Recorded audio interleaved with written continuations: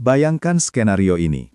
Di Jakarta, sebuah startup teknologi harus membakar miliaran rupiah setiap bulan hanya untuk mendapatkan satu pengguna baru. Mereka menyebutnya Customer Acquisition Cost atau CAC. Angkanya bisa mencekik leher. Tapi, ribuan kilometer dari ibu kota, di sebuah desa terpencil, ada entitas bisnis yang memiliki CAC nyaris 0 rupiah. Mereka tidak pasang iklan di media sosial, tidak menyewa Salesforce mahal, tapi pelanggan datang sendiri, bahkan terpaksa datang. Ini adalah paradoks bisnis yang jarang dibahas, BUM Desa, atau Badan Usaha Milik Desa. Hari ini, kita akan bedah bagaimana entitas desa ini memenangkan permainan unit economics dengan strategi yang saya sebut sebagai monopoli hyperlokal. Mari kita lihat realita pahit dunia bisnis konvensional dan startup. Hukum dasarnya kejam. Untuk tumbuh, Anda butuh pelanggan baru. Untuk dapat pelanggan baru, Anda harus berteriak lebih keras daripada kompetitor. Diskon, cashback, iklan digital, hingga influencer marketing. Ini semua biaya. Seringkali, biaya untuk mendatangkan satu orang pembeli lebih besar daripada keuntungan yang didapat dari orang tersebut. Inilah yang disebut bakar uang. Banyak bisnis mati bukan karena produknya jelek, tapi karena mereka kehabisan napas mengejar pelanggan yang tidak setia. Loyalitas di pasar bebas itu mahal harganya. Sekarang, bandingkan dengan BUM Desa. Banyak yang meremehkan lembaga ini hanya sebagai proyek dana desa. Padahal, jika dilihat dari kacamata bisnis murni, BUM Desa memiliki struktur yang membuat iri CEO manapun. BUM Desa bukan sekadar toko kelontong atau penyewaan tenda.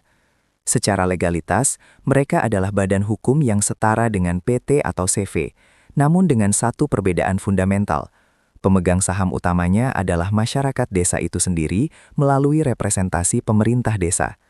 Ini bukan bisnis biasa, ini adalah korporasi berbasis komunitas dengan mandat politis. Inilah senjata rahasia pertama mereka, captive market, atau pasar yang terkurung. Dalam teori ekonomi, captive market terjadi ketika konsumen memiliki pilihan yang sangat terbatas. BUM Desa beroperasi di wilayah di mana kompetisi seringkali minim atau bahkan tidak ada karena hambatan geografis. Jika BUM Desa mengelola air bersih atau pengelolaan sampah satu-satunya di desa itu, penduduk tidak punya pilihan lain selain berlangganan. Dalam startup, Anda memohon user untuk sign up. Di BUM Desa, menjadi warga desa berarti otomatis menjadi target market yang valid. Tingkat konversi bukan 2% atau 5%, melainkan bisa mendekati 100%. Anda mungkin bertanya, apa bedanya dengan koperasi? Bukankah koperasi juga berbasis anggota? Perbedaannya ada pada effort of entry. Koperasi, seideal apapun konsepnya, tetap membutuhkan proses rekrutmen. Pengurus harus meyakinkan calon anggota untuk menyetor simpanan pokok dan wajib. Masih ada friksi di sana. Masih ada biaya akuisisi. Sedangkan BUM Desa, posisinya melekat pada struktur pemerintahan desa. Legitimasi mereka didapat secara top-down. Mereka tidak perlu merayu warga untuk bergabung menjadi anggota dalam artian administratif yang rumit. Pasar mereka sudah tersedia di depan mata, tanpa perlu biaya marketing yang masif. Warren Buffett, investor legendaris dunia, selalu mencari perusahaan yang memiliki economic mode atau parit perlindungan ekonomi. Parit ini adalah keunggulan kompetitif yang sulit ditembus pesaing. Di dunia korporasi global, parit ini bisa berupa paten teknologi, brand yang kuat seperti Coca-Cola, atau biaya beralih yang tinggi. BUM Desa memiliki parit yang unik. Parit mereka bukan teknologi canggih, melainkan kombinasi antara regulasi lokal dan isolasi geografis.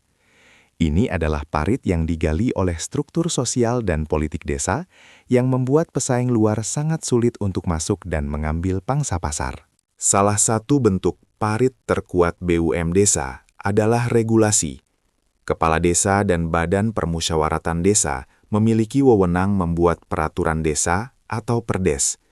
Bayangkan sebuah perusahaan yang bisa membuat undang-undang untuk mengamankan pasarnya sendiri. Contoh nyata, perdes yang mewajibkan seluruh ASN desa atau penerima bantuan sosial untuk berbelanja kebutuhan pokok di BUM Desa, atau aturan bahwa pengelolaan limbah industri rumah tangga wajib melalui unit usaha BUM Desa.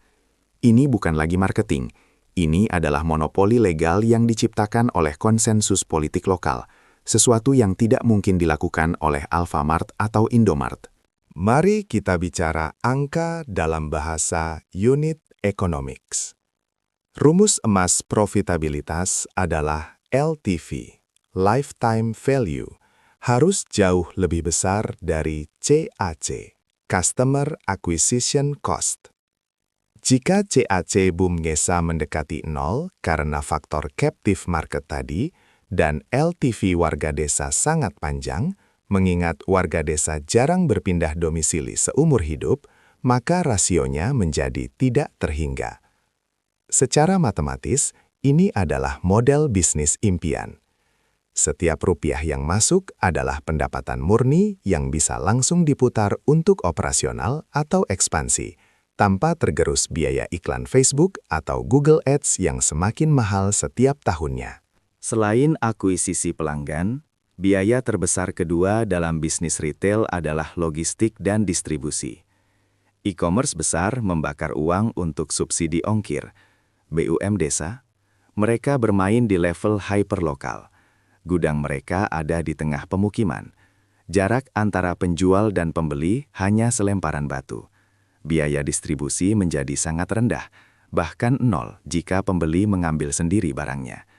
Efisiensi lantai pasok ini memungkinkan BUM Desa menetapkan margin yang sehat, namun harga tetap kompetitif atau setidaknya setara dengan pasar, namun dengan kenyamanan akses yang lebih dekat.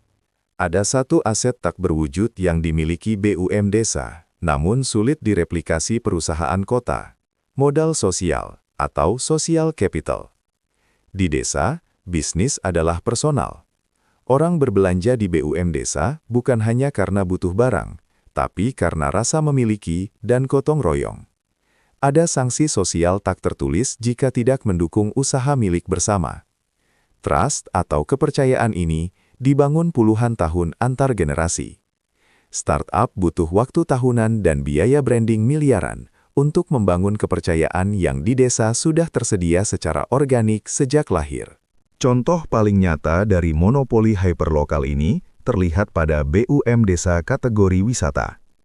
Ketika sebuah desa memiliki aset alam seperti air terjun atau pemandangan sawah, BUM Desalah yang memegang hak pengelolaannya.